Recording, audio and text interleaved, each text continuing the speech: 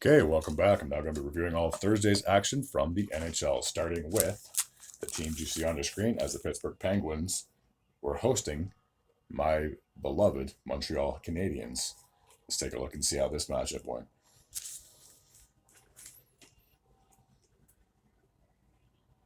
In the first period, Mike Matheson, a former Penguin, would open up the scoring 9 minutes and 5 seconds into that frame, getting his 8th goal of the year, making it 1-0 in favor of Montreal.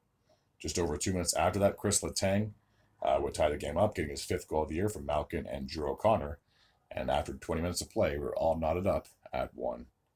In the second period, Rust would score with 8.5 minutes to go, his 16th of the year from Erik Karlsson and Sidney Crosby, a power play goal to note. Drew O'Connor would get on the goal score sheet himself, having himself a 2-point night, his 8th of the year from Pestrin and Erik Karlsson, and that goal happened just 21 seconds after Rust scored. So after 40 minutes of play, it was 3-1 in favor of Pittsburgh. Chris Letang would get an empty netter at the second goal of the game, 6th of the season, with just a minute and a half to go, making it 4-1 in favor of the Penguins. So with the victory, the Penguins are 25, 21, and 8, still trying to chase for a playoff spot, but it's not going to be easy. While this is going to be the third year in a row that Montreal will not be participating in the postseason. At this point in the season, they were 22, 27, and 8. All right, the next matchup took place in Carolina. We had quite a feisty ending to this one, to say the least. And once I get the teams on the logo, on the screen, I should say, we'll take a very brief look at this game. Just one goal to report. And after I'm done talking about the record, I do have a little thing I just want to add to the side of that. It looked like this game was honestly going to be scoreless until the very end of the period. And it took until the 19 seconds remaining in the third period for the Carolina to finally get on the board, finally solving Bobrovsky. 1-0 was the final, his 21st of this season from Svechnikov and Jesper Bratt. I just want to say this for my little side note, is that obviously these two teams met in the postseason last year. The Panthers swept the Hurricanes, but I would love to see a rematch. I'll just say this right now. If these two teams were the final two in the East, I would love to see this rematch. I think it'll be epic. It felt like a playoff game. I'm not going to lie. It was very fun to watch. Well, I mean, I didn't see the whole game. I just watched the highlights, but they looked like a very entertaining game, to say the least. And I think if these two teams were to meet in the postseason, I don't see it being a sweep. I could see it easily going 6 or 7 games, but that's if they can both make it to the final. Sorry, if they can both make it to the conference finals. All right, the next matchup took place in Detroit, where we had two teams that are more than familiar with each other. It's just now they're no longer in the same conference, as the Avalanche went into Detroit to take on the Red Wings. I just wanted to say this as a quick little side note that I remember growing up watching hockey in the 90s and 2000s, and these two teams hated each other. And between the two of them, I think they won in a span of 7 or 8 years, 5 cups between them. The Red Wings had 97, 98, the Avalanche had 96, 2000, and then the Red Wings won again in 2002. So in an 8-year span, these two teams won 5 of those 8 cups, which was wild. So these two teams hated each other, to say the least. But now they're in 2 different conferences. Now this could be a Stanley Cup final match, and I think that'd be even more fun. But I don't want to jump the gun just yet. All right, so there's no scoring in the first in this matchup. Nathan MacKinnon would kick things off for the Avalanche in the second, 4 minutes and 48 seconds into that frame, getting his 34th goal of the year from Rantanen and Jack Johnson. In the third period, with just under 8 minutes to go, Dylan Larkin would tie the game up with a power play goal, getting his 25th of the year, assisted by Perron and Shane Gothisberg. The game would need overtime, and who else besides the new kid on the block, Patrick Kane, would get his 10th goal of the year from Larkin and Ben Sherratt. The Red Wings would be victorious 2-1 in overtime. So with the win, the Red Wings are sitting at 30, 20, and 6. They're currently sitting in the wild card spot, while the Avalanche at this time, 35, 18, and 5, I believe, if I can read my handwriting, and they were still second in that Central Division. So I believe both of these teams should be playoff bound. All right, the next matchup took place in New Jersey. We had the Devils playing host to the New York Rangers. All right, let's take a look and see how this game unfolded.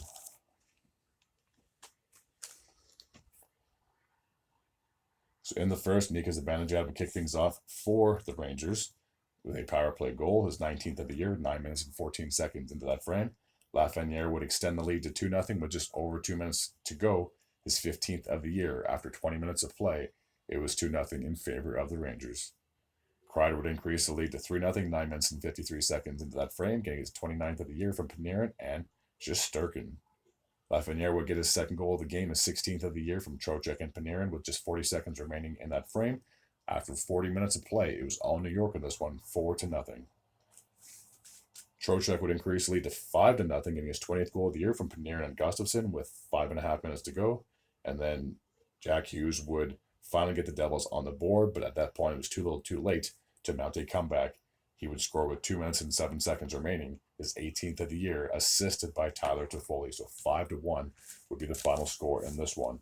With that, the Rangers are still sitting very comfortably in first place in that Metropolitan Division with a 38-16-3 record, while the Devils are still fighting to get into the postseason with a record of 28-24-4. All right, the next matchup took place in Ottawa, where we had the Senators, who are finally starting to look like the Senators that I expected to see at the start of the season, and they were playing a host to the Dallas Stars. Let's take a look and see how this one went. So in the first, Josh Norris would get his 14th goal of the year from Batherson and Sanderson, 4 minutes and 12 seconds into that frame. And it looked like this game might be 1-0 after one, but then Joe Pavelski would pot his 20th of the season from Jamie Benn and Heiskanen with just 10 seconds remaining on the clock. After 20 minutes of play, we were all tied up at 1. In the second frame, Norris would get his second goal of the game, his 15th of the year from Batherson and Riley Gregg. Shabbat would increase the lead to 3-1, 8 minutes and 56 seconds into that frame, getting his 4th of the year from Stützle and Matthew Joseph. With a late power play, the Sens would strike, getting their 4th goal of the game. For Pinto, that would be his 4th goal of the season from Giroux and Brady Tkachuk. And that goal happened with just 17 seconds remaining on the clock. There was no scoring the rest of the game, so 4-1 would be the final in favor of the Sens. So with that, they are now sitting at 24-27-3. And despite the loss, the Stars are still sitting first in that Central Division. But it's a very narrow lead, 34-16-8. All right, the next matchup I'll take a look at took place in Tampa Bay, where we had the Lightning, and they were playing host to the Washington Capitals.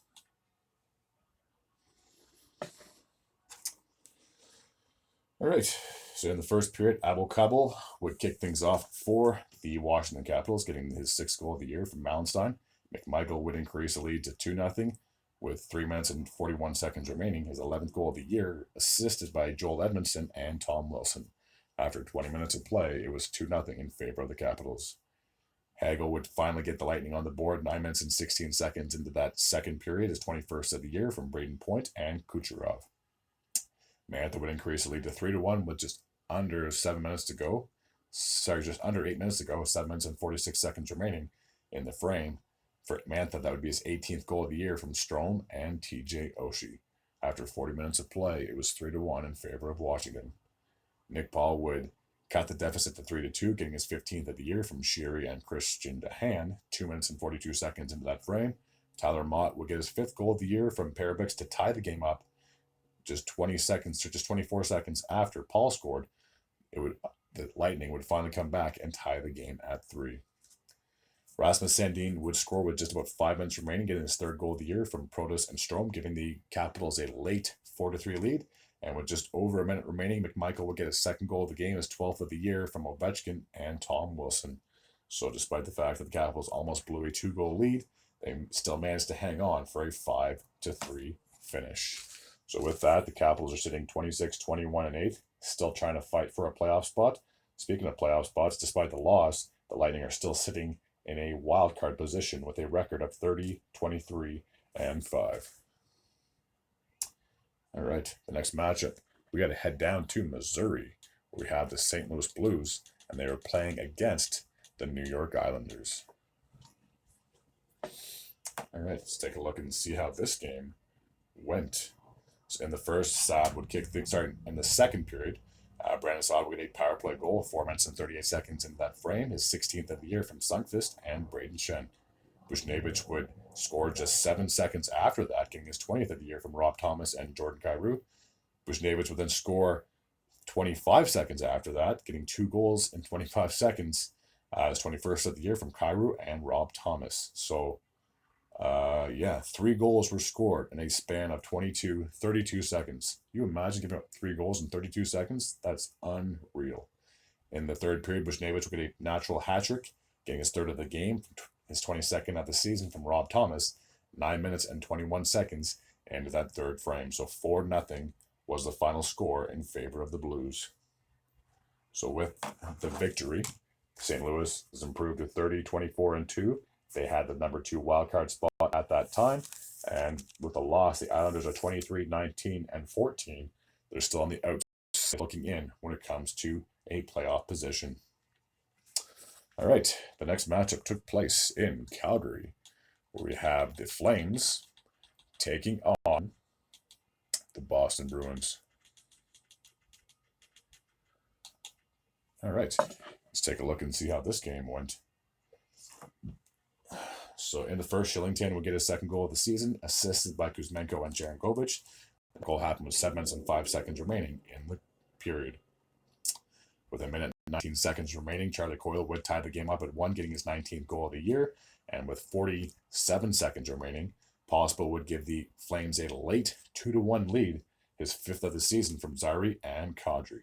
There was no scoring in the second. We have to jump all the way ahead to the 3rd period, where Charlie Coyle would get his 2nd goal of the game, his 20th of the year from Richard and Wotherspoon. 2 minutes and 33 seconds into that frame, tying the game up at 2.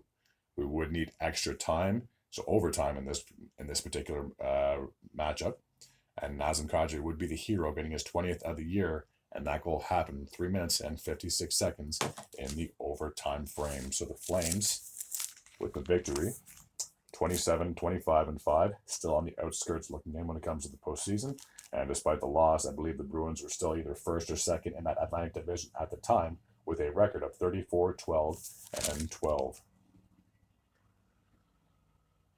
All right, the next matchup took place between 2 teams in the Pacific Division, as the Seattle Kraken were playing host to the Vancouver Canucks. Okay, let's take a look and see how this game went. In the first period, JT Miller would kick things off for the Canucks, 4 minutes and 34 seconds into that frame, getting his 29th of the year from Tyler Myers and Brock Besser. Vince Dunn would score with 6 minutes and 38 seconds remaining, his 9th of the year from McMahon and Burakovsky. After 20 minutes of play, we were all tied up at 1. McCann would give the Kraken their first lead of the game, just 21 seconds in that middle frame, a power play goal to note, his 25th of the season. Sam Lafferty would tie the game up 4 minutes and 57 seconds into that frame, getting his 11th goal of the year from Pius Sutter and Teddy Bluger. Justin Schultz would give the Kraken a 3-2 lead with 6.5 minutes to go, his 5th of the year from Dumoulin and Jordan Eberle. Speaking of Jordan Eberle, he would get on the goal scorer sheet himself just over a minute after Schultz scored. For Eberle, that would be his 11th goal of the year from McCann and Justin Schultz, and that goal happened 5 minutes and 20 seconds remaining on the clock. After 40 minutes of play, it was 4-2 in favor of Seattle.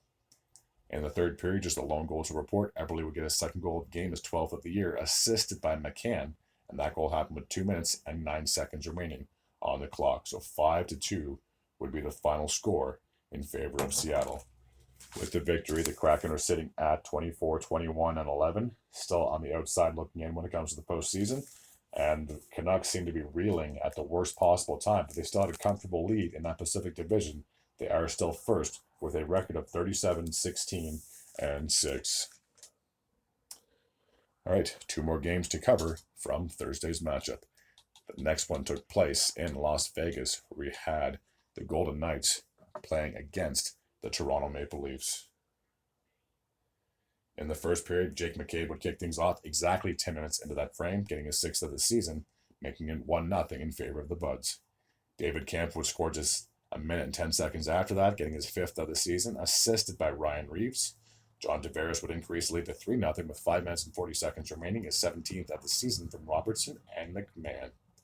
Max Domi would get his sixth goal of the year with 3 minutes and 49 seconds to go, assisted by Nylander and Tyler Bertuzzi. So after 20 minutes of play, who would have guessed Toronto would be up 4-0 over the Vegas Golden Knights? Not me. In the second period, William Karlsson would finally get the Vegas Golden Knights on the board, getting his 19th of the season from Marchessault and Shea Theodore, just 51 seconds into that frame.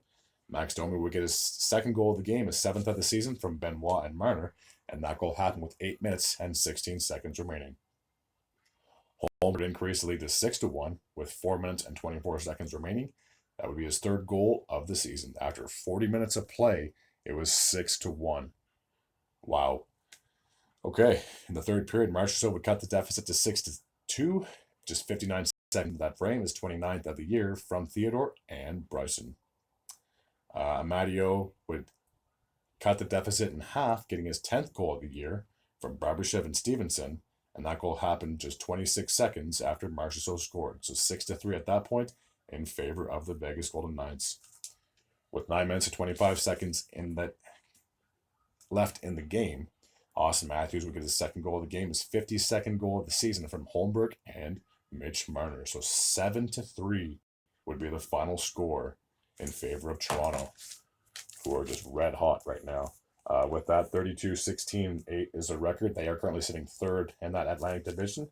And for the Vegas Golden Knights, despite the loss, 37-19-6, they are sitting second in that Pacific Division. All right, the last game took place in Los Angeles, where we had the Kings, and they were playing host to the Nashville Predators. All right, let's take a look and see how this game went.